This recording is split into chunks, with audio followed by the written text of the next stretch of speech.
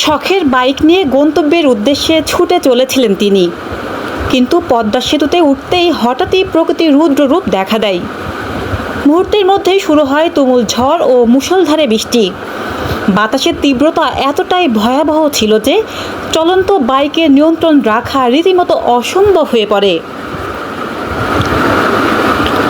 এমন পরিস্থিতিতে বাধ্য হয়ে তিনি বাইক থামিয়ে সেতুর রেলিং আঁকড়ে ধরে বসে পড়েন।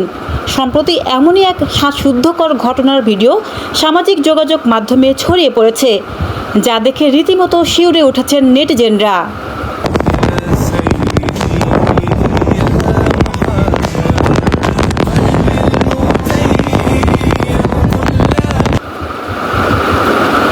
জানা গেছে ওই বাইকারের নাম নাহিদুল।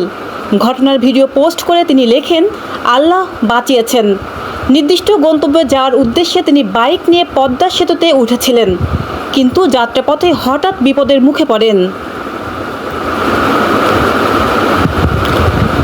ঝড়ের প্রচণ্ড তাণ্ডবে বাইক ছিটকে যাওয়ার উপক্রম হলে নাহিদুল আর ঝুঁকি নেননি।